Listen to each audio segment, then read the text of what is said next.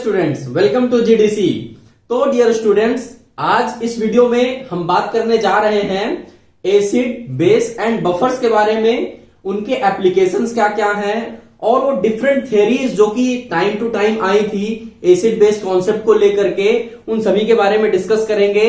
और लास्ट में ये भी देखेंगे कि वो क्या क्या इंपॉर्टेंट क्वेश्चंस हैं जो कि आपके एग्जाम पॉइंट ऑफ व्यू से काफी इंपॉर्टेंट हो सकते हैं।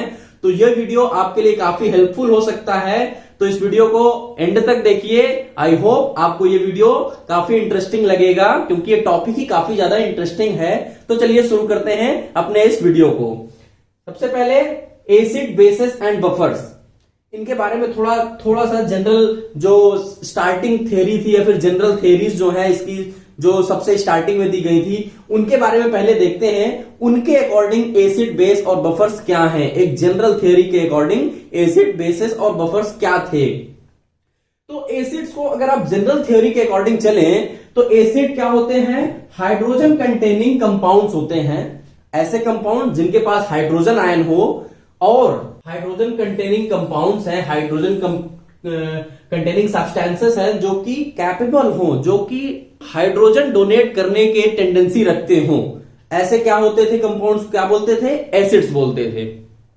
नेक्स्ट, ये क्या होते हैं? ये कन्वर्ट करते हैं ब्लू लिटमस को रेड में। ये काफी ज्यादा कंफ्यूजिंग होता है हमेशा कि कौन किसको कन्वर्ट करता है। तो उसके लिए एक छोटी सी शॉर्ट ट्रिक है कि देखिए, एसिड की बात हो रही है ना अभी। एसिड के लास्ट में आता है डी। एसिड के लास्ट में आता है डी। तो हमको देखना है ये जो एसिड होते हैं ये ब्लू को रेड में कन्वर्ट करते हैं। इसमें भी लास्ट में क्या है? डी। तो डी से डी को अगर आप मैच कराइए एंड में, एसिड के लास्ट में डी और हमारे लिटमस जो लास्ट रिजल्ट मिल रहा है, मतलब ब्लू से रेड गया, तो इसका लास्ट क्या वर्ड आ रहा है? डी। तो डी से डी मिला, मीन्स एसिड जो है वो लास्ट में रेड आएगा, मीन्स ब्लू को रेड में कन्वर्ट करेंगे। एसिड क्या करेंगे? ब्लू लिटमस पेपर को रेड में कन्वर्ट करेंगे। अच्छा, ये नेक्स्ट इनकी क्या होती है? ये इनकी जो पीएच होती है वो लेस देन 7 होती है। इनकी जो पीएच होती है वो क्या होती है? 7 से कम होती है। तो वो सारे कंपाउंड्स जिनकी पीएच 7 से कम होंगी वो क्या होंगे? एसिडिक नेचर के होंगे। नेक्स्ट, ये क्या होते हैं? सॉर इन टेस्ट होते हैं। ये खट्टे होते हैं। जितने भी एसिड्स होते हैं वो जनरली खट्टे होते हैं। जैसे साइट्रिक एसिड आपके नींबू में होता है, ये क्या होता है? खट्टा होता है। इमली में पाया जाता है जो एसिड, वो क्या होता है? खट्टा होता है। नेक्स्ट आता है, ये बेसिस के साथ सॉल्ट फॉर्म करेंगे और वाटर फॉर्म करेगा। जो एसिड होगा वो बेस के साथ रिएक्ट करके सॉल्ट और वाटर का फॉर्मेशन करेगा। कैसे? एक छोटा सा एग्जांपल देखते हैं। लेट्स से ये HCl है। अब HCl एक एसिड है, सबको पता है, हाइड्रोक्लोरिक एसिड है। ये जो होगा बेस के साथ रिएक्शन करेगा। बेस हम लेते हैं, लेट से हम NaOH ले लेते हैं, सोडियम हाइड्रोक्साइड। ये रिएक्ट करेंगे तो क्या फॉर्म होगा? यहां पास हमको क्या मिलेगा? HCl। ये H+ आयन देगा, H+ आयन देगा, और यहां से क्या? ये बेस है, यहां से H+ आयन और यहां से OH- आयन निकल करके क्या बनाएंगे? H2O प्लस क्या बनेगा? Cl और Na मिलकर के क्या बनाएंगे? NaCl, जो कि एक क्या होगा? सॉल्ट। तो एक सॉल्ट बना और वाटर बना। इसने क्या किया? एसिड और बेस ने रिएक्ट किया, वाटर और सॉल्ट का फॉर्मेशन हुआ। तो ये है क्या? थर्ड पॉइंट क्या कह रहा है कि ये जो होंगे बेसिस के साथ, एसिड जो होंगे बेसिस के साथ रिएक्ट करेंगे तो सॉल्ट बनाएंगे और वाटर बनाएंगे। ओके, यहां तक तो चलिए ठीक है।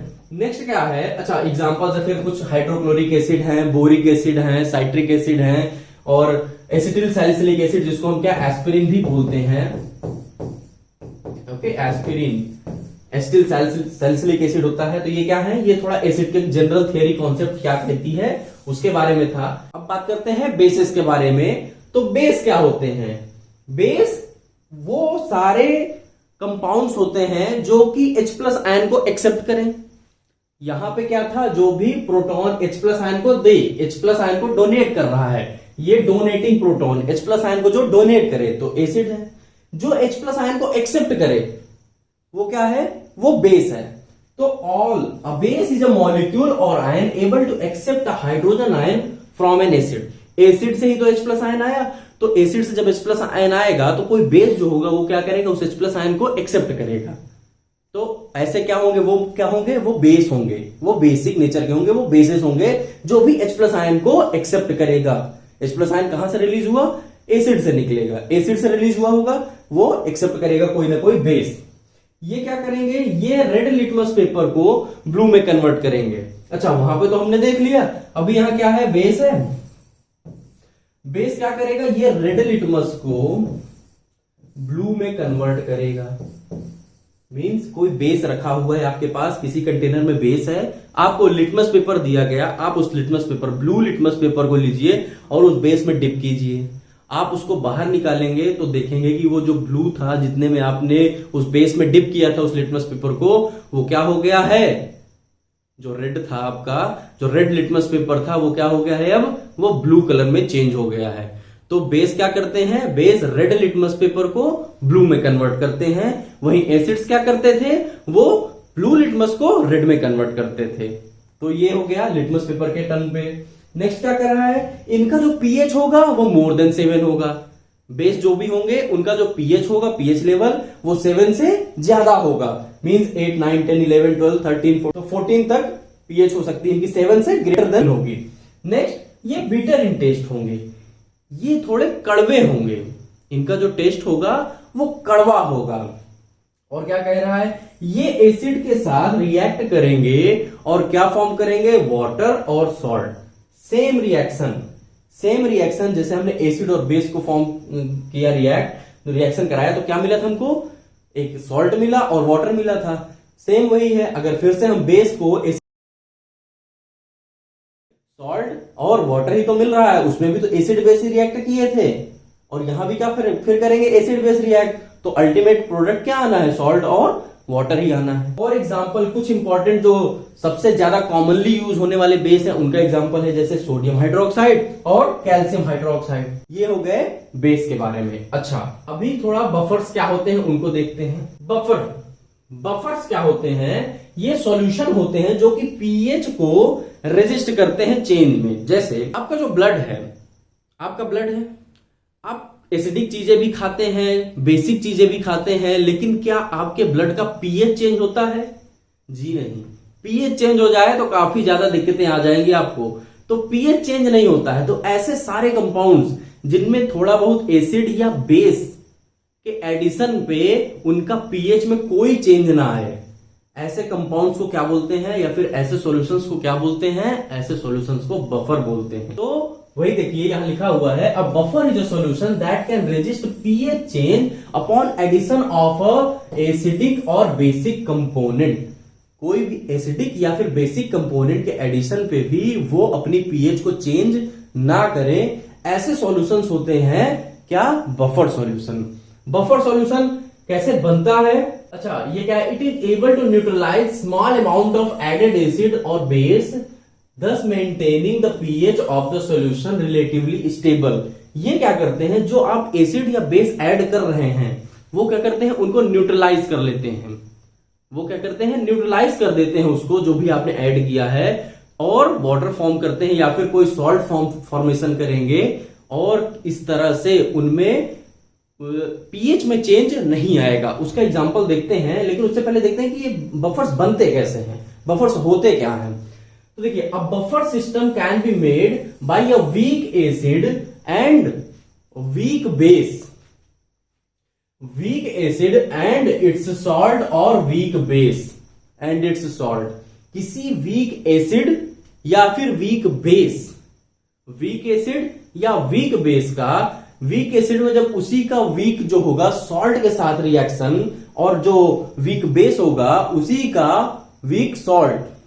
जैसे फॉर एग्जांपल आप देखिए, लेट्स से अगर वीक एसिड की बात कर रहे हैं तो हम एसिटिक एसिड लेते हैं, जैसे देखिए CH3COOH, ये वीक एसिड है, इसका सॉल्ट, इसी का ही सॉल्ट देखिए क्या होगा, CH3COONA।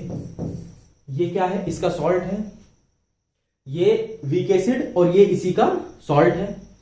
इसका जो एक मिक्सचर बना, ये क्या है, एक बफर है। अब अगर इसमें आप थोड़ा लेट से HCl ऐड कर रहे हैं, ये एक सिस्टम है, इसमें आप HCl ऐड कर रहे हैं, यहां पे ले लेते हैं,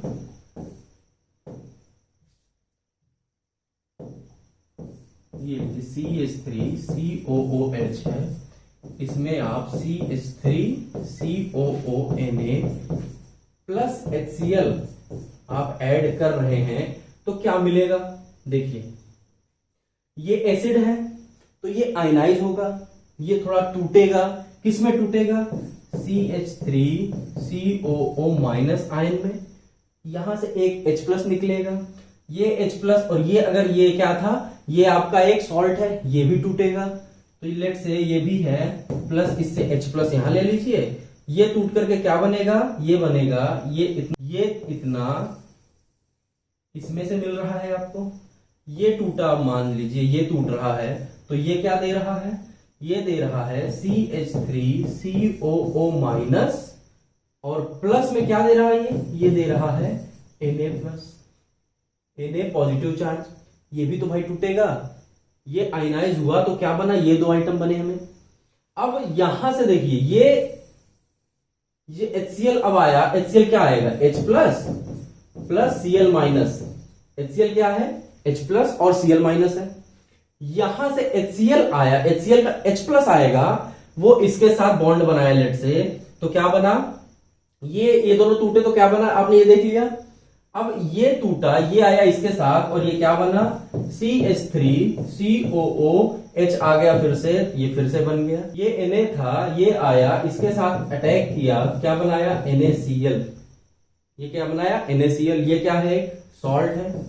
और सॉल्ट में कंसेंट्रेशन चेंज करने की वो नहीं होती, मींस ये क्या होते हैं? न्यूट्रल होते हैं। ये पीएच में कोई इफेक्ट नहीं डालेंगे, ये पीएच में अगर कोई इफेक्ट नहीं डाल रहे हैं, यहां पे ये बना फिर से CH3COOH ही बन रहा है, तो और ये क्या है? फिर से एक हो चुके हैं, मान लेट से ये फिर से डिसोसिएट हुए थे, लेकिन फिर से एक एसोसिएट होकर के फिर से क्या बना? CH3COOH ही बना।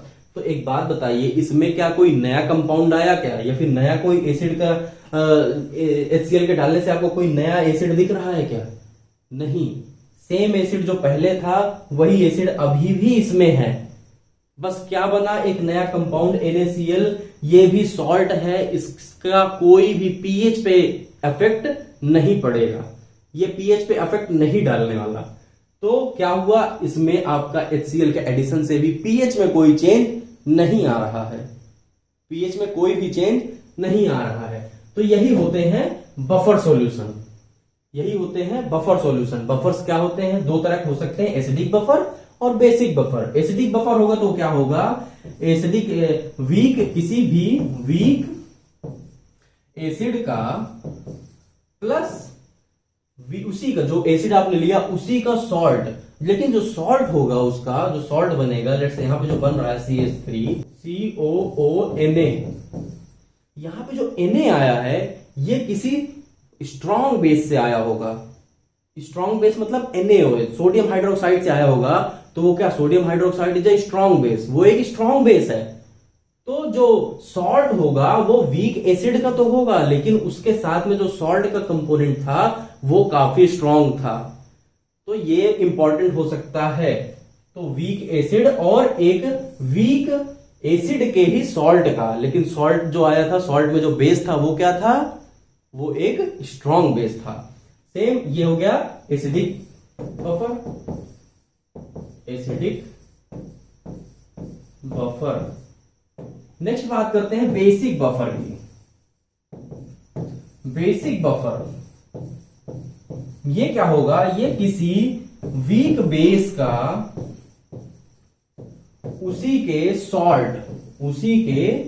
सॉल्ट के साथ का सॉल्यूशन होगा, लेकिन ये जो सॉल्ट होगा इसमें वीक बेस तो होगा ही होगा, इसमें वीक बेस तो होगा ही, बल्कि साथ में इसमें क्या होगा? जो सॉल्ट में जो अदर एसिड का जो पार्ट आया होगा वो क्या होगा? वो एक स्ट्रॉन्ग एसिड का होगा,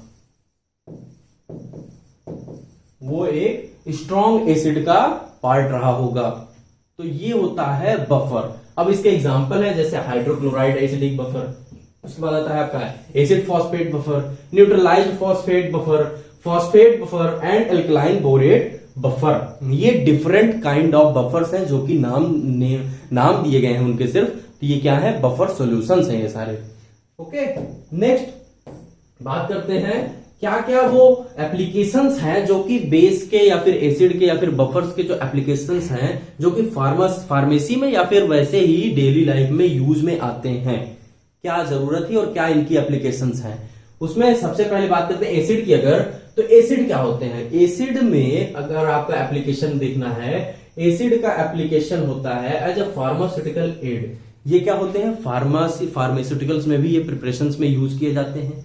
एसिड का जो एसिड्स जो होते हैं वो फार्मास्यूटिकल प्रिपरेशंस के यूज में भी आते हैं। नेक्स्ट बात करें सॉल्वेंट इन इंडस्ट्री। एसिड कई जगह सॉल्वेंट के जैसा काम करते हैं। सॉल्वेंट मींस जो भी सॉल्यूशन होगा उसमें दो पार्ट रहते हैं, सॉल्यूट या फिर सॉल्वेंट। तो सॉल्वेंट क्या होगा, सॉल्वेंट वो व्हीकल होगा या फिर मीडियम होगा जिसमें आपने सॉल्यूट को डिसॉल्व किया है। तो ये क्या होंगे, ये एज अ सॉल्वेंट भी यूज किए जाते हैं। जैसे एसिटिक एसिड कई जगह सॉल्वेंट के जैसा यूज किया जाता है, तो ये क्या होंगे, सॉल्वेंट के जैसे यूज होंगे। For manufacturing of basic pharmaceuticals, कुछ बेसिक फार्मास्यूटिकल्स के प्रिपरेशंस के लिए भी ये क्या होंगे, यूज किए जाएंगे। नेक्स्ट आता है क्या, रिएजेंट इन लेबोरेटरी। बहुत से ऐसे रिएजेंट होते हैं जो कि एसिडिक नेचर के होते हैं, लेबोरेटरी में जो यूज में आते हैं वो क्या है, एसिड होते हैं। Next dilute acids are used in drugs.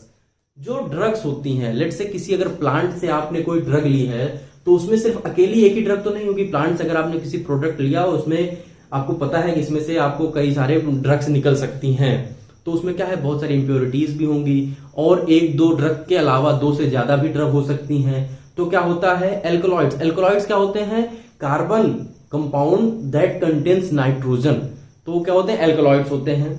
तो ऐसे जो भी ड्रग्स हैं जो कि एक्सट्रैक्ट किया आपने प्लांट से, उसमें से आपको एल्कलॉइड्स को निकालना है तो वहां पे डाइल्यूट एसिड्स का यूज किया जाता है। नेक्स्ट आता है क्या, dilute acid like HCl is used as a gastric acidifier. यहाँ पे शायद थोड़ा मिस्टेक है, ये डाइल्यूट नहीं होगा, यहाँ पे क्या होगा, स्ट्रॉन्ग एसिड्स होते हैं जो कि एसिडिफायर्स, जो कि गैस्ट्रिक आपका जो होता है स्टमक होता है वहां पे यूज हुए आता है HCl, जो कि आपको सबको पता है HCl का सिक्रेशन होता है आपके स्टमक में, तो वहां पे भी एसिड यूज में आता है, एप्लीकेशन है उसका। नेक्स्ट बात करते हैं अगर बफर बेस के बारे में।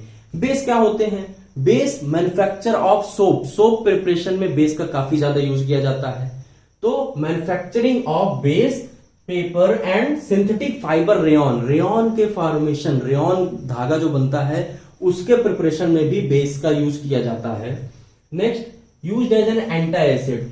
लेट से आपके स्टमक में काफी ज्यादा एसिडिटी हो गई है, उसको न्यूट्रलाइज करने के लिए आपको एक एंटी एसिड प्रिपरेशंस आते हैं मार्केट में, वो यूज में लाया जाता है, वो इंटरनली लिया जाता है ताकि आप उस एसिडिटी को कम कर सकें। तो वहां क्या होते हैं, बेस ही होते हैं, ये एंटी एसिड्स होते हैं। एंटी एसिड्स इनकी पीएच क्या होती है, ये 11 to 13 के अप्रोक्सीमेट होती है।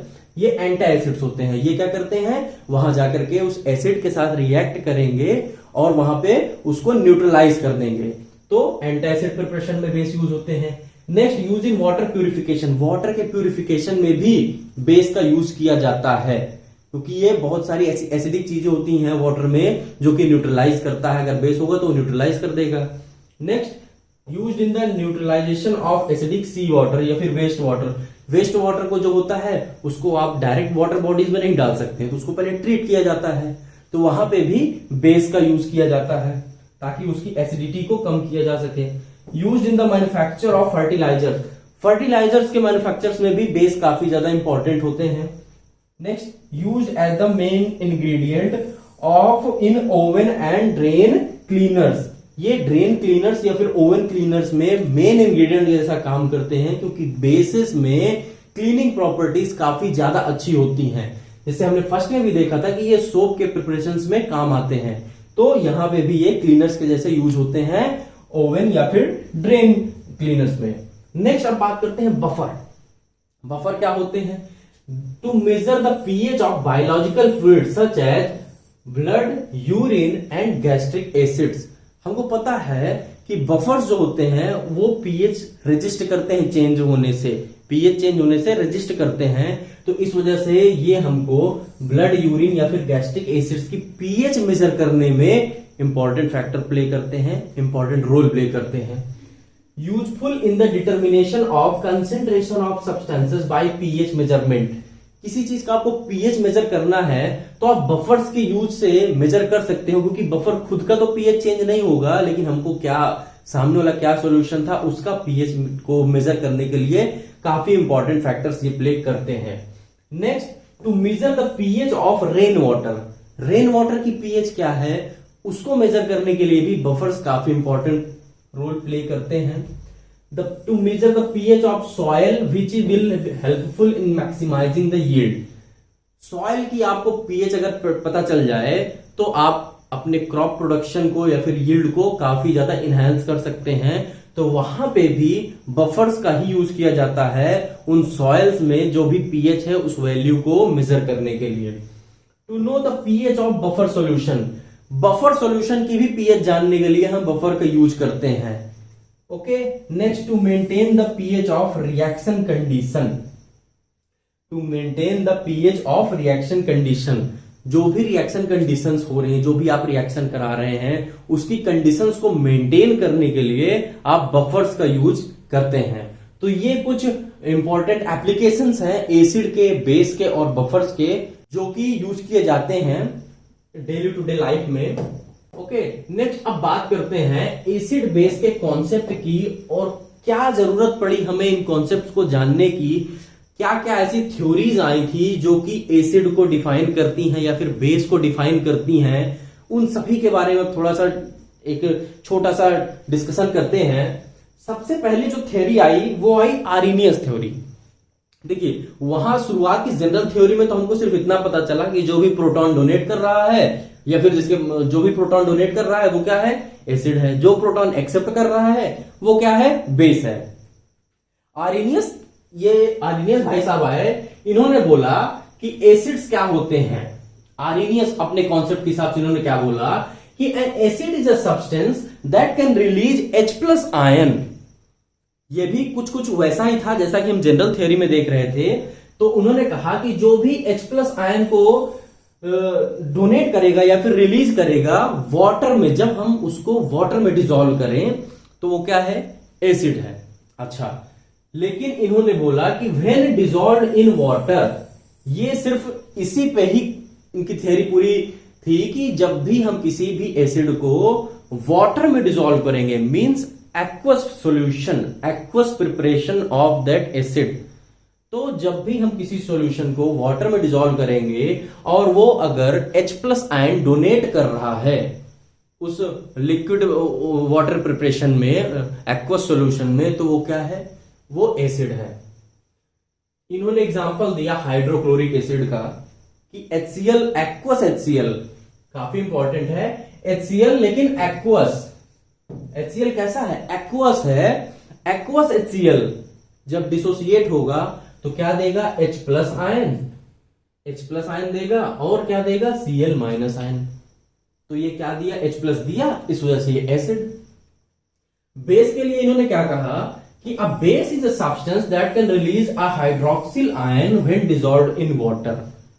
इन्होंने क्या कहा कि बेस वही है जो कि OH- आयन डिसॉल्व होने पे प्रोड्यूस करें।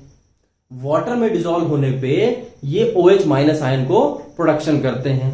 एग्जांपल के लिए NaOH एक्वस को जब आप वाटर में डिसॉल्व किए तो इन्होंने क्या किया, डिसोसिएट करके Na दिया और OH- दिया, Na+ दिया और OH-। क्योंकि इसने OH- आयन दिया, इस वजह से ये क्या है, ये बेस कहलाए। तो चलिए, थ्योरी तो जो भी थी अच्छी थी, कुछ कॉन्सेप्ट हमको इसमें से मिले, लेकिन इस थ्योरी की काफी लिमिटेशंस थी। भाई ऐसे एसिड वाले कंपाउंड्स को आप क्या कहेंगे जिनके पास H+ आयन है ही नहीं, तो क्या वो एसिड नहीं है। जैसे CO2 के पास H आयन है नहीं, हाइड्रोजन आयन डोनेट करने को है ही नहीं, तो क्या वो एसिड नहीं है। अमोनिया के पास OH- आयन है ही नहीं देने को, तो क्या वो बेसिक नेचर का नहीं है। तो इस थ्योरी की काफी लिमिटेशंस थी, पूरी तरह से एक्सप्लेन नहीं कर पाए थे इस थ्योरी से अपने एसिड और बेस कॉन्सेप्ट को। तो इस वजह से नई नई थ्योरियां आती रही टाइम टू टाइम पे। तो इसकी पहले क्या क्या लिमिटेशंस जरा एक बार सिर्फ देख लीजिए, the theory defines acids and bases in the term of aqueous solution, not as in term of substance themselves. ये सिर्फ वाटर में डिसॉल्व होने पर ही एसिड और बेस को डिफाइन कर रहे थे, खुद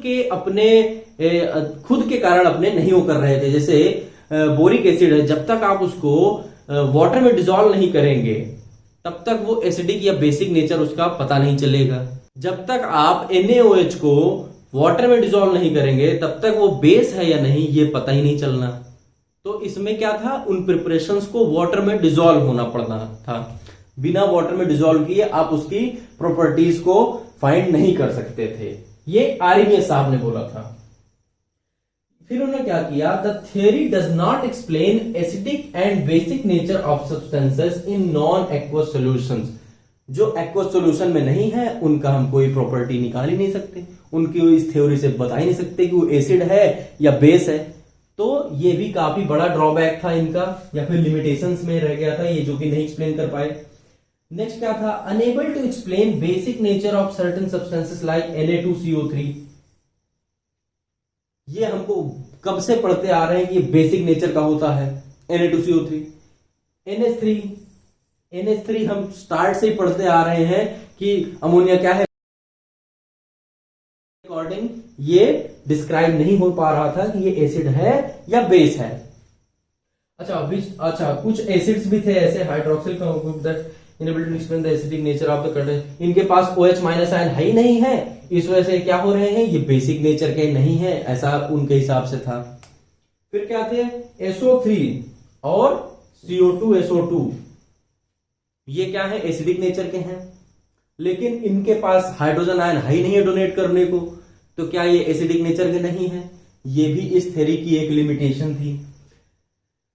enable to explain reaction between acid and base in absence of solvent. किसी सॉल्वेंट की एब्सेंट में हम इस थ्योरी को पूरी तरह से एक्सप्लेन नहीं कर सकते थे। तो इसके लिए क्या हुआ, फिर नई थ्योरी आई, और नई थ्योरी क्या थी, एक और थ्योरी आई, ब्रॉन्स्टेड-लॉरी थ्योरी। ये भी ब्रॉन्स्टेड-लॉरी, ये अलग अलग साइंटिस्ट थे, एक डेनिस थे और एक इंग्लिश थे, एक यूके के थे और एक डेनिस थे, और मुझे एग्जैक्टली याद नहीं है डेनिस कौन थे और यूके से कौन थे। तो ब्रॉन्स्टेड और लॉरी थ्योरी आई, इन्होंने क्या किया, इन्होंने नई थ्योरी दी कि भाई आर्हेनियस साहब आपने बहुत बढ़िया थ्योरी दी, लेकिन आप में लिमिटेशंस है, हम देखते हैं क्या हम कर सकते हैं। उन्होंने बोला, ब्रॉन्स्टेड-लॉरी ने, कि एसिड वो सब्सटेंसेस हैं वो जो डोनेट करे प्रोटॉन्स को, जो भी प्रोटॉन को डोनेट करे वो क्या है, वो एसिड है। बेस वो है जो भी सब्सटेंस दैट एक्सेप्ट्स प्रोटॉन, जो भी प्रोटॉन को एक्सेप्ट करे वो बेस है। आर्हेनियस ने बोला कि जो भी प्रोटॉन डोनेट करे वाटर में, वाटर के एक्वस सॉल्यूशन में डिसॉल्व होने पे जो प्रोटॉन दे वो एसिड है, और जो OH- आयन दे वो क्या है, बेस है। लेकिन यहां पे ये पूरी थ्योरी अपनी प्रोटॉन पे ही ले आए।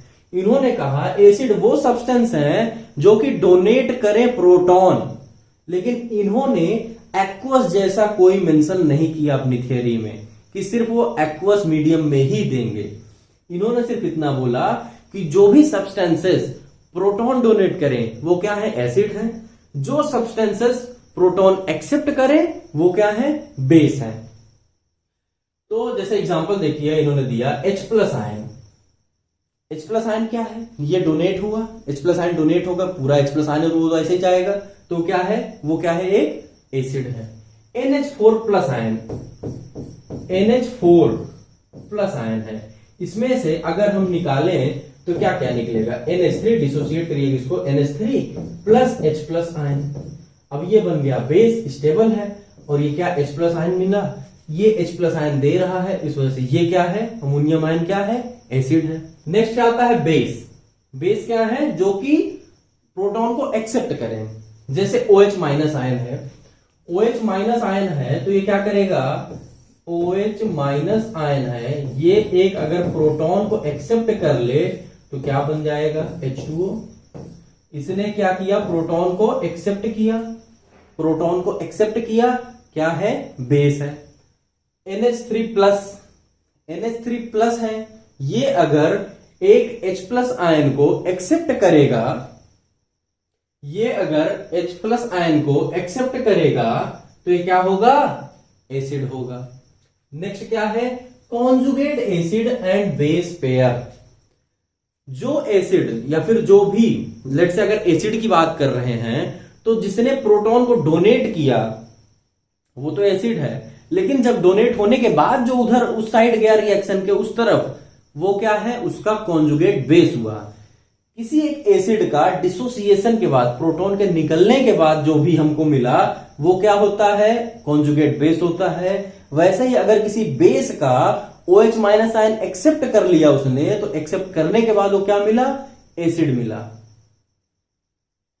इसको ऐसे समझते हैं, लेट्स से हमने यही देखा, अभी H2O को ही ले लीजिए या फिर HCl को ले लीजिए। HCl है, HCl यहां पे क्या हमको पता है? एसिड है।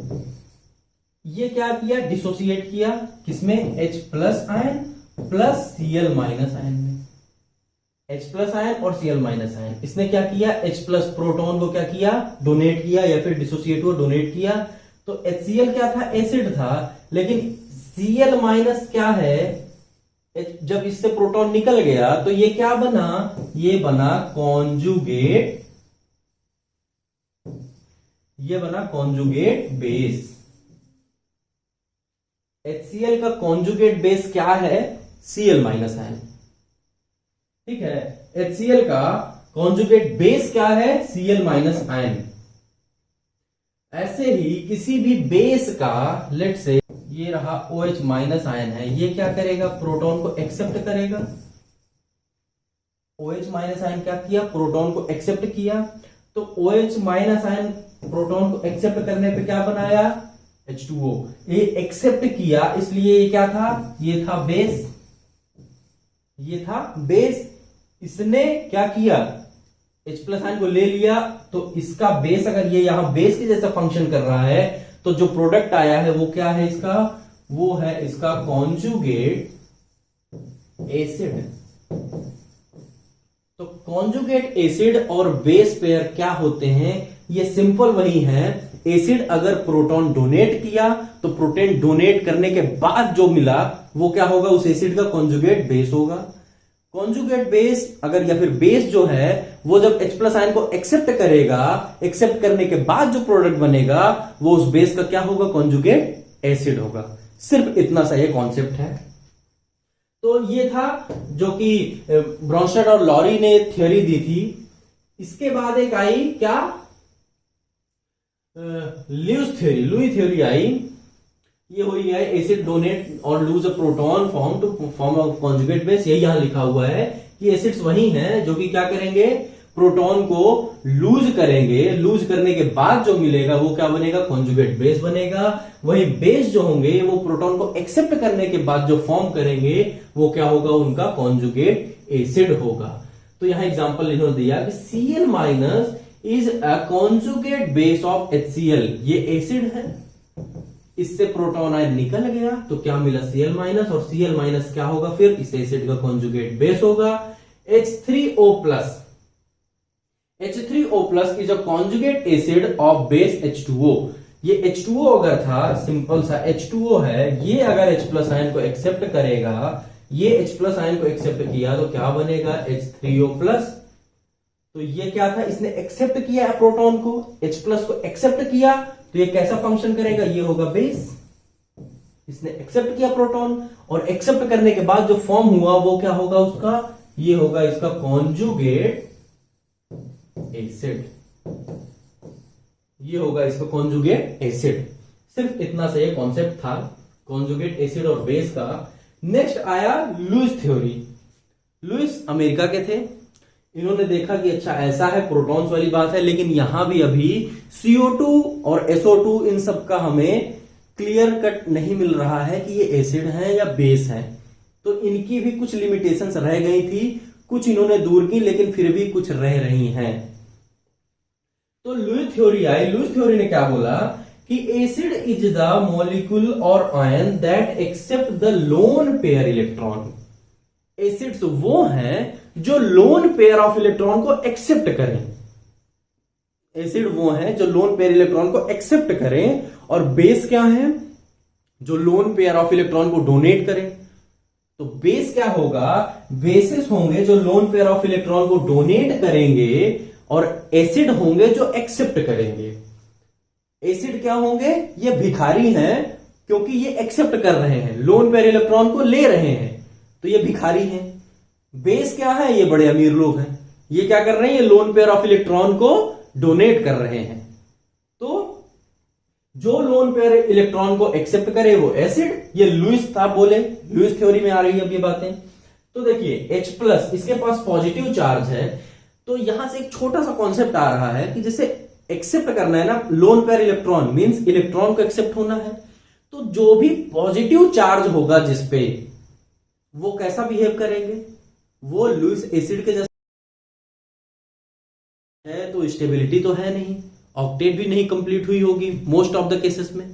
तो क्या करेंगे वो, जब लोन पेयर इलेक्ट्रॉन को एक्सेप्ट करेंगे ही करेंगे, तो लोन पेयर इलेक्ट्रॉन को अगर एक्सेप्ट करते हैं तो कैसा बिहेव कर रहे हैं, वो बिहेव कर रहे हैं एसिड के जैसे, लुईस एसिड के जैसे। अब जिनके पास निगेटिव चार्ज है, जिनके पास निगेटिव चार्ज है मींस उनके पास इलेक्ट्रॉन एक्स्ट्रा हैं, वो अगर डोनेट करेंगे, उनके पास है ही इलेक्ट्रॉन, तो वो डोनेट ही करेंगे, लोन पेयर इलेक्ट्रॉन है वो डोनेट करेंगे।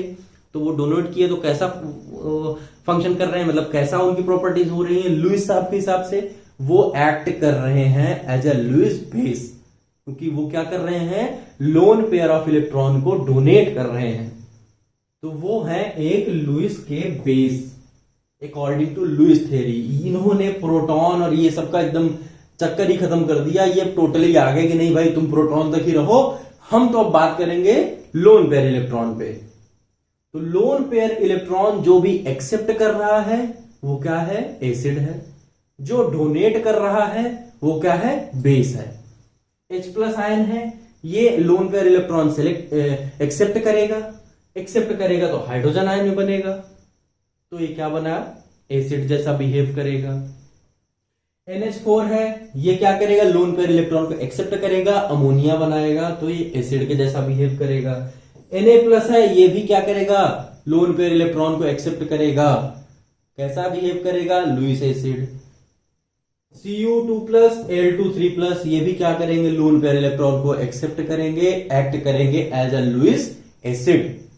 नेक्स्ट वही आते हैं बेस, जो निगेटिव चार्ज होगा, जिसपे निगेटिव चार्ज होगा तो क्या करेंगे, वो डोनेट करेंगे, डोनेट करेंगे तो कैसा एक्ट करेंगे, लुईस बेस के जैसे। जैसे OH- आयन, यहां पे क्या है, OH- आयन है, इसके पास ये माइनस चार्ज है, ये क्या करेगा, मतलब इसके पास इलेक्ट्रॉन एक्स्ट्रा हैं, तो ये क्या करेगा, इलेक्ट्रॉन खींच के मारेगा, ये इलेक्ट्रॉन खींच के मारा, ले जाओ नहीं चाहिए मुझे, तो ये क्या एक्ट किया, एज अ लुईस बेस के जैसा एक्ट करेंगे। Cn-, इसके पास भी माइनस चार्ज है, इसके पास भी क्या है, यहां पे माइनस चार्ज है, कैसा एक्ट करेगा, लुईस बेस के जैसे। Cl- माइनस चार्ज है, एक्ट करेगा कैसा, लुईस बेस, इलेक्ट्रॉन को डोनेट करे, जो भी इलेक्ट्रॉन को डोनेट करेंगे वो कैसा एक्ट करेंगे, लुईस बेस के जैसे। तो ये था ब्रोंस्टेड लॉरी और लुईस थ्योरी के बारे में। अभी इसके बारे में देखते हैं थोड़ा, कैसा इन्होंने मतलब क्या बोला था। तो उन तीनों, उसके बाद थोड़ा तीनों जो हमारी थ्योरीज आ चुकी हैं अब तक एसिड बेस की, उनके बारे में थोड़ा सा जनरल ओवरव्यू देखते हैं। उससे पहले देखिए, ये जो H, यहां पे देखिए AH, HA जो भी है, ये इसके पास क्या है, ये H+ है, एक H आयन है, हाइड्रोजन कंपाउंड है, हाइड्रोजन आयन है इसके पास, और साथ में क्या है, A। तो अगर ये H को डोनेट कर रहा है तो कैसा एक्ट कर रहा है, एसिड के जैसा। यहां पे क्या है, H2O। H2O क्या होता है, ये एक अलग ही बंदा है, ये सामने वाले की शक्ल देखने के बाद डिसाइड करता है कि मैं कैसा बिहेव करूंगा। तो H2O क्या होता है, ये देखता है कि अगर सामने वाला एसिड है तो मैं क्या हूं, बेस। अगर देखता है सामने वाला थोड़ा बेसिक नेचर का है तो मैं कैसा एक्ट करूंगा, एसिड के जैसे। अगर सामने वाला थोड़ा हट्टा कट्टा बंदा आ गया तो भाई मैं दब जाऊंगा। लेकिन सामने वाला अगर कोई दुबला पतला आ गया, भाई मैं ही सही हूं फिर तो वाटर कैसा, ऐसा ही बिहेव करता है। वाटर क्या करता है, देखता है अगर सामने वाला एसिडिक नेचर का है, वो H+ आयन डोनेट कर रहा है, तो खुद क्या करेगा, H+ आयन को चुपचाप एक्सेप्ट करेगा और हाइड्रोनियम आयन बना लेगा। क्या बना लेगा, हाइड्रोनियम आयन। अब ये नेक्स्ट टाइम पे कैसा, अब ये एसिड जैसा बिहेव करेगा। यहां पे थोड़ा मिस्टेक है, यहां पे एसिड जैसा बिहेव करेगा वाटर, और बी ये क्या होगा, ये होगा एक बेस। तो अगर ये एसिड जैसा बिहेव करेगा तो मतलब ये जब डिसोसिएट होगा तो क्या देगा, H+ और OH-। अब इसने अगर H+ जैसा H+ डोनेट किया है, प्रोटॉन डोनेट किया, तो ये कैसा एक्ट किया, एसिड के जैसा डोनेट किया। तो यहां पे क्या हुआ, ये बेस था, इसने इसमें से H+ आयन को एक्सेप्ट किया और बना लिया क्या, BH+। बेस था ही, उसने हाइड्रोजन प्रोटॉन आयन को, प्रोटॉन को भी ले लिया और क्या बनाया, BH+। OH- आयन, क्योंकि उसमें सिर्फ OH- बचा हुआ है, तो वो यहां आ गया। अब यहां पे देखिए, जो हम कॉन्जुगेट एसिड और बेस भी देख रहे थे, वहां पे इसने क्या किया, एसिड था यहां पे, इसने प्रोटॉन को डोनेट किया, तो प्रोटॉन को डोनेट करने के बाद क्या मिलेगा, ये यहां अगर एसिड था तो यहां इसका कॉन्जुगेट बेस बनेगा। क्या बनेगा, कॉन्जुगेट बेस। इसके पास H+ आयन इसने अभी एक्सेप्ट नहीं किया है, यहां पे क्या है, ये बेस है। ये जब H+ आयन को एक्सेप्ट कर लेगा, प्रोटॉन को एक्सेप्ट कर लेगा, यहां बेस है, एक्सेप्ट करेगा, बेस एक्सेप्ट करते हैं, तो क्या बना इसका, जो यहां प्रोडक्ट बनेगा, हाइड्रोनियम आयन जो हो रहा है, वो कैसा बनेगा, ये इसका कॉन्जुगेट एसिड बनेगा। ये क्या, हाइड्रोनियम आयन कैसा एक्ट है, ये H2O जो यहां बेसिक नेचर का था, इसका ये क्या है, कॉन्जुगेट एसिड है। वाटर हमने देखा कि ये दोनों जैसा सामने वाले को देखने के बाद अपना डिसाइड करता है कि मैं खुद कैसा हूं, तो ये क्या हो गया यहां पे। अच्छा, ऐसे जो भी एम्फोटेरिक, ऐसे जो भी कंपाउंड जो कि ना एसिड भी हो और बेस भी जैसा, दोनों के जैसा कैरेक्टरिस्टिक शो करें, तो वो क्या होते हैं, एम्फोटेरिक होते हैं, जिसमें सबसे मेन क्या आता है, वाटर। वाटर एम्फोटेरिक नेचर का है, क्योंकि सामने वाले को देखने के बाद अपना डिसाइड करता है कि मुझे एसिडिक के जैसा बिहेव करना है या बेसिक के जैसा बिहेव करना है। तो ऐसे प्रोडक्ट को क्या बोलते हैं, एम्फोटेरिक। ना एसिड ना बेस, बल्कि ये क्या होते हैं, एम्फोटेरिक नेचर के होते हैं। तो ये एसिड और बेस का कॉन्सेप्ट वाटर के टर्म में था। नेक्स्ट आर्रेनियस की थ्योरी वही आ गई कि आर्रेनियस ने क्या बोला था, उन्होंने बोला acids are substances that contain hydrogen, जिनके पास हाइड्रोजन होगा, वो हाइड्रोजन को डोनेट करेंगे एक्वस सॉल्यूशन में। सॉल्यूशन क्या होगा, एक्वस होगा, एक्वस नेचर का सॉल्यूशन होगा, उसमें वो हाइड्रोजन आयन को डोनेट करेंगे। तो कैसा एक्ट करेंगे, एसिड के जैसा। जो हाइड्रोजन आयन को एक्सेप्ट करेंगे, जो OH- आयन डोनेट करेंगे एक्वस सॉल्यूशन में, वो क्या होंगे, वो होंगे बेस। आर्रेनियस ने दो चीजें दी, H+ आयन जो एक्वस मीडियम में जाकर के रिलीज करें H+ आयन, वो क्या है, एसिड। जो OH- आयन रिलीज करें, वो क्या है, बेस है। नेक्स्ट आए ब्रॉन्स्टेड-लॉरी थ्योरी। इन्होंने क्या बोला कि जो प्रोटॉन डोनेट करें वो एसिड, जो प्रोटॉन एक्सेप्ट करें वो क्या, बेस। जो प्रोटॉन को डोनेट करें वो एसिड है, जो प्रोटॉन को एक्सेप्ट कर रहे हैं वो क्या है, बेस है। फिर आई लुईस थ्योरी। लुईस थ्योरी में क्या था कि जो भी इलेक्ट्रॉन पेयर को एक्सेप्ट करें, इलेक्ट्रॉन पेयर को एक्सेप्ट करें वो क्या है, एसिड है। जो भी इलेक्ट्रॉन पेयर को डोनेट करें वो क्या है, बेस है। तो इसमें क्या क्या हमारी थ्योरी से क्या क्या आ गया, जैसे HCl और NaOH तुमको पता चल रहा है कि ये अगर डिसोसिएट होंगे तो H+ आयन देगा, NaOH डिसोसिएट होगा तो OH- आयन देगा वाटर में। तो ये आर्रेनियस के हिसाब से ठीक है, आर्रेनियस के ये एसिड और बेस है। NH3 के पास लोन पेयर प्रोटॉन डोनेट करेगा, NH3 क्या करेगा, प्रोटॉन को एक्सेप्ट करेगा, NH3 और प्रोटॉन एक्सेप्ट करके क्या बनाएगा, NH4+ आयन।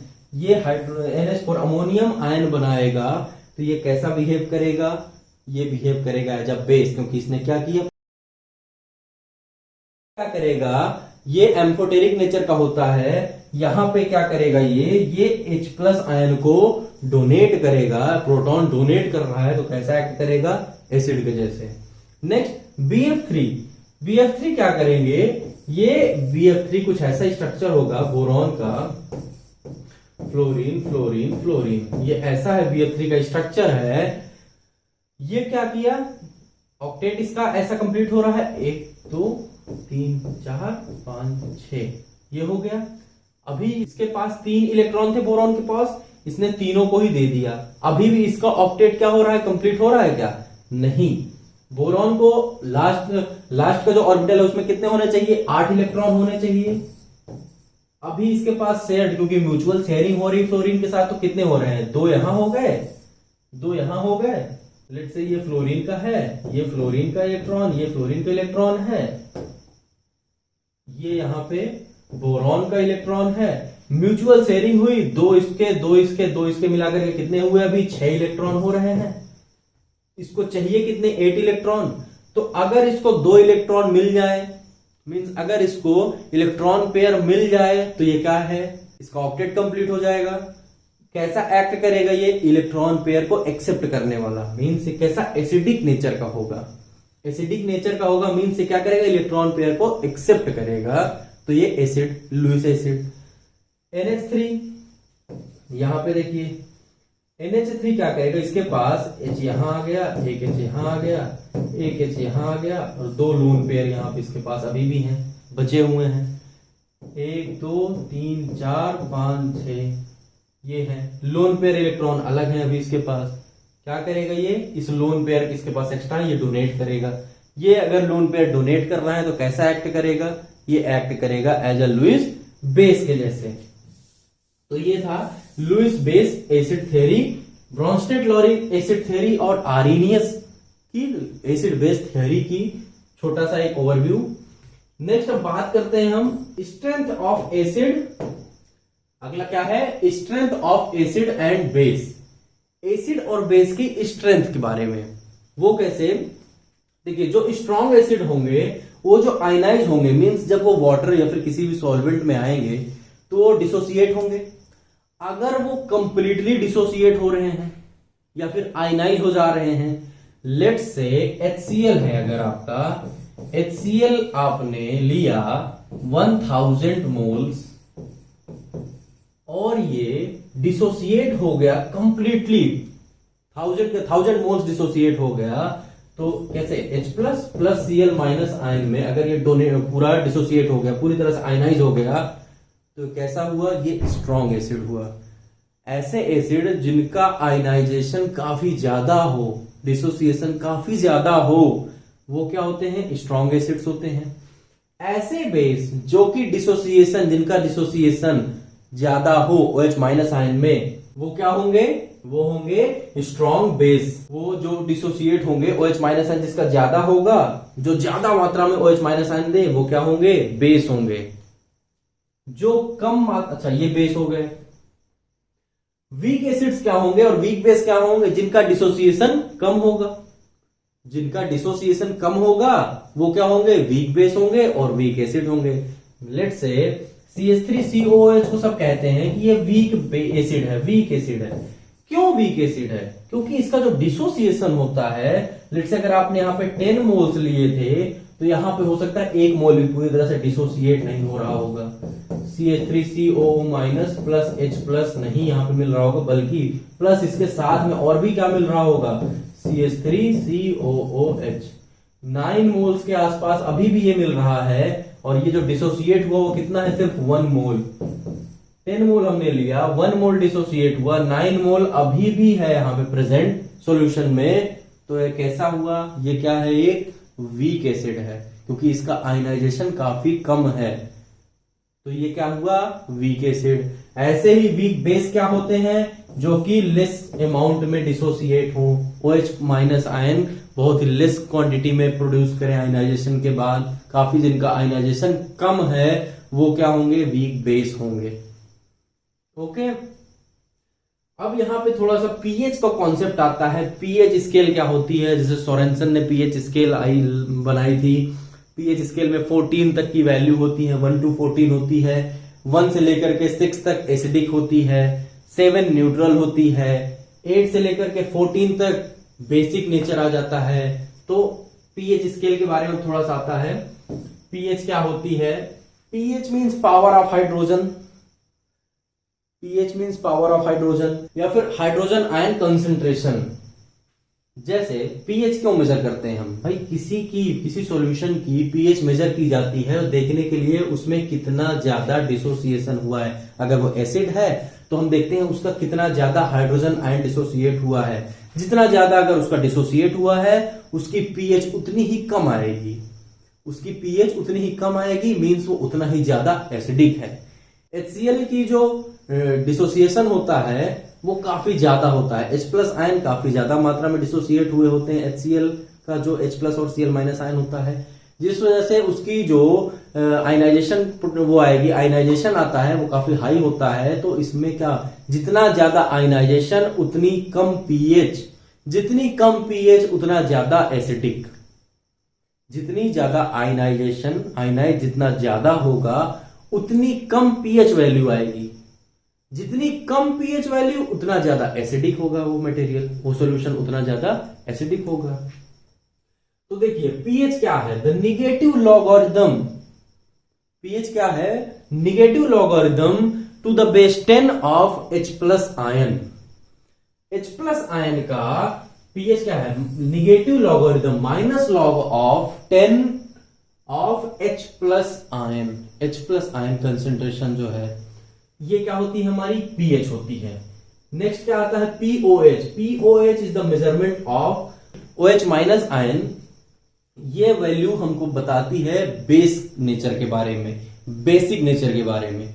तो पीओएच क्या होता है? POH is the negative logarithm, pOH is the negative logarithm to the base 10 of OH- ion.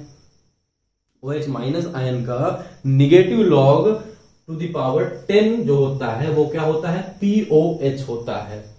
अच्छा, इससे पहले कि हम थोड़ा KW पे आए, KW क्या होता है? KW वाटर का इक्विलिब्रियम कांस्टेंट होता है। उससे पहले थोड़ा सा ना एक जनरल थोड़ा ओवरव्यू लेते हैं कि क्या होता है, KW यहां कैसे आता है। तो जो वाटर होता है वो डिसोसिएट होता है H+ और OH- आयन में। वाटर H+ और OH- आयन में डिसोसिएट होगा तो वहां पे H+ भी प्रेजेंट है, OH- भी प्रेजेंट है। तो वहां से एक KW आता है। KW क्या होता है कि इक्विलिब्रियम में, जैसे H2O था, एक कभी बहुत ही लिमिट में ही, जैसे H2O डायरेक्ट, जैसे ऐसे देखिए, एक मिनट यहां पे जगह है थोड़ी, ये H2O है अपना, ये रिवर्सिबल रिएक्शन है। इसने क्या किया? H+ ion plus OH- ion में ये डिसोसिएट हुआ। H2O H+ और OH- आयन पे डिसोसिएट हुआ। हम बात करते हैं 25 डिग्री सेंटीग्रेड की, या फिर जिसको बोलते हैं 298 केल्विन, 298 केल्विन पे ये जो डिसोसिएशन है इनका, ये जानते हैं कितना है? ये है 0.00000001। सिर्फ इतना डिसोसिएट हुआ है। सेम वैल्यू इसकी भी है, ये भी इतना ही है, ये भी इतना ही आ रहा है। इसको अगर थोड़ा सिंप्लीफाइड टर्म में लिखना चाहे तो ये आएगी 10⁻⁻7। मींस 25 डिग्री सेंटीग्रेड पे वाटर मॉलिक्यूल जो है, वाटर जो है वो डिसोसिएट हो रहा है H+ और OH- आयन में। वो बहुत ही कम मात्रा में है, बहुत ही लिमिट में है, बहुत ही लिमिटेड है, जिसकी कोई वैल्यू, एक तरह से वो कोई वैल्यू का ही नहीं है। इतनी कम मात्रा में है, पता ही नहीं चलेगा कि ये वाटर डिसोसिएट भी हुआ है। तो यहीं से ये इक्विलिब्रियम कांस्टेंट आया। वाटर के टेम्परेचर पे ये जो आ रहा है H+ आयन की जो कंसेंट्रेशन है, या फिर OH- आयन की जो कंसेंट्रेशन है, वो कितनी है? 10⁻⁻7। तो यहां देखिए KW क्या है? वाटर का इक्विलिब्रियम कांस्टेंट है। इक्विलिब्रियम कांस्टेंट पे क्या आया? H+ और OH- आयन की जो वैल्यू आ रही है, ये H+ की हमने बोला 10⁻⁻7। लेट्स से यहां पे आ रही है 10⁻⁻7 इंटू, यहां पे इंटू 10⁻⁻7, वो कितनी आ गई? 10⁻⁻14। सेम है यहाँ पे 298 डिग्री टेम्परेचर पे। उसके बाद क्या है pKw, हम इस पे क्या करते हैं लॉग अप्लाई करते हैं। इस पे अगर जब आप लॉग अप्लाई कर लेते हैं, ये लिखा हुआ जो इस पे देखिए ये है, इस पे आप लॉग अप्लाई करेंगे तो आपको वैल्यू आएगी pKw is equal to pH plus POH। क्योंकि लॉग का फॉर्मूला होता है, लॉग के कई बेसिक मेथड हैं या फिर फॉर्मूला हैं। जैसे वहां पे अगर हमने लिया था यहाँ पे minus log 10 to the minus log 10 जिसका बेस 10 है, और अगर 10 रेज़ टू पावर -7 होता है और यहाँ पे लिखा हुआ है माइनस लॉग 10, हमको पता था वैल्यू पता था, हमने डायरेक्ट वैल्यू अगर पुट कर दी H प्लस की और OH माइनस की तो ये हो जाएगा, ये क्या होगा यहाँ पे 7 सिर्फ आ जाएगी नीचे, और इधर क्या था हमारा POH था, यहाँ क्या था POH, लेट्स से POH अगर इसी को देखते हैं POH minus log 10 to the power 10 raise to power -7 हमने वैल्यू देख ली थी, तो ये क्या मिलेगा हमको POH is equal to 7, POH is equal to 7 मिलेगा। तो वहां देखिए pKw लॉग अप्लाई करने पे pKw is equal to pH plus POH is equal to 14 आ रहा है। pH plus POH is equal to 14 आ रहा है, क्योंकि pH भी आएगी ऐसे जैसे आपने POH निकाला सेम ऐसे ही pH भी निकल आएगी, वो भी कितनी आएगी 7 आएगी। तो pKw is equal to 7 plus ये भी कितना आएगा 7, कितना आएगा 14, वही क्या था pKw is equal to pH plus POH is equal to 14। तो यहां से हमको साफ साफ पता चला कि pH प्लस POH जो आएगी वो कितनी आएगी 14।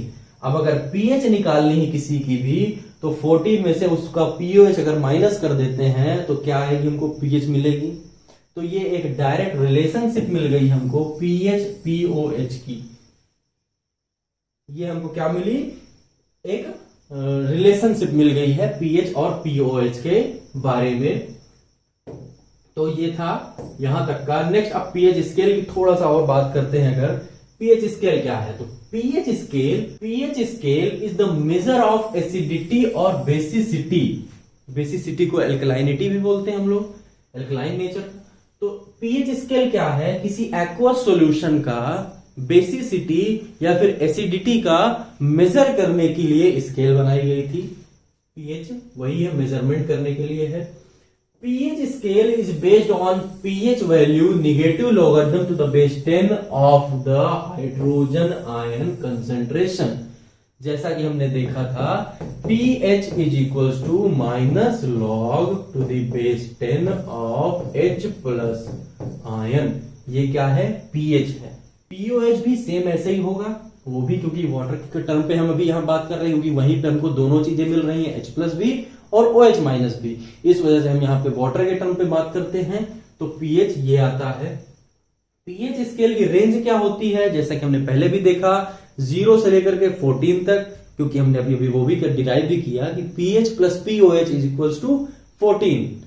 अब जिसकी pH कम, pH वैल्यू कम होगी, एसिडिटी ज्यादा। जिसकी POH अगर हाई है, POH अगर ज्यादा है, जिसकी POH वैल्यू ज्यादा, वो ज्यादा बेसिक होगा। तो अब देखिए 0 to 6 अगर है तो एसिडिक है, 7 है तो न्यूट्रल है, और 8 से 14 आ रहा है तो क्या नेचर है, बेसिक नेचर है, एसिडिक है। 0 से अगर 6 उसकी pH आ रही है, 7 अगर pH आ रही है तो क्या है, न्यूट्रल कंपाउंड है। और अगर उसकी वैल्यू 8 से लेकर के 14 तक आ रही है तो वो क्या है, वो एक बेसिक नेचर का बेसिक कंपाउंड है। ये कुछ कलर स्कीम है, उसकी कभी कभी जरूरत पड़ती है। जैसे 0 या फिर 1 होती है, 0 से लेकर के अगर 6 तक है तो एसिडिक होता है। तो 0 से लेकर के 6 तक में रेड, येलो और ग्रीन के कुछ हमको स्टेप्स मिलते हैं, वो अलग अलग बेसिक एसिडिक रेंज होती हैं, कितने रेंज पे कौन सा कलर आना है वो है। लास्ट में जैसे है इधर ब्लू कलर या फिर वॉयलेट कलर में आ जाता है एल्कलाइन नेचर का। तो ये सिंपल सा pH स्केल के बारे में था। अच्छा, हमने इतना पूरा अब तक जो देखा उससे हमने क्या क्या प्रिपेयर किया, क्या इंपॉर्टेंट क्वेश्चन है जो कि अब तक हमने डिस्कस कर लिए हैं इस लेक्चर में, उनके बारे में थोड़ा देखिए। पहला हमने देखा कि एसिड क्या है, एसिड क्या है, बेस क्या है और बफर्स क्या है, एग्जांपल्स भी हमने देखे। नेक्स्ट हमने देखा कि brief notes on concept of acid and base with example.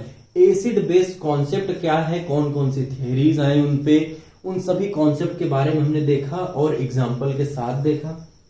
Next हमने देखा explain the significance of acid base and buffers in field of pharmacy. Pharmacy field में एसिड बेस की क्या क्या एप्लीकेशंस हैं या फिर सिग्निफिकेंस हैं, उनके बारे में भी हमने देखा।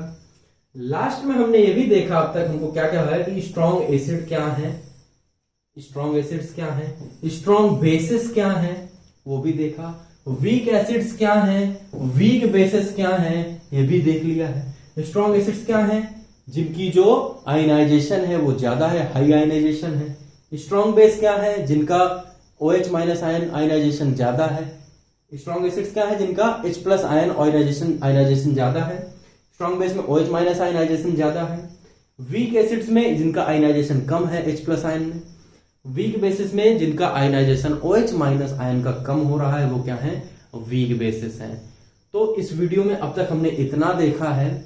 नेक्स्ट पार्ट ऑफ वीडियो में हम अब देखेंगे कि क्या क्या ऐसे एसिड और बेस हैं जो कि फार्मास्यूटिकल्स में यूज होते हैं और हमारे सिलेबस में जिसे हमको पढ़ना है, उन सभी के बारे में हम अब देखेंगे। तो अगर इस वीडियो में हम जाते हैं तो वीडियो बहुत लंबा हो जाएगा, तो इस वीडियो में इतना ही। नेक्स्ट वीडियो में हम उन एप्लीकेशंस के बारे में बात करेंगे या फिर अलग अलग जो एसिड या फिर बेसिस या फिर बफर प्रिपरेशंस हैं जो कि यूज किए जाते हैं फार्मास्यूटिकल्स में, उनके बारे में देखेंगे।